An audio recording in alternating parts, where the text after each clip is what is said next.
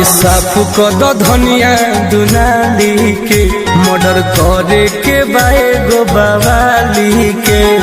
अरे जल्दी करो ना। अच्छा अरे साफ कद धनिया दुनाली के मर्डर करे के बाए गो बवाली के।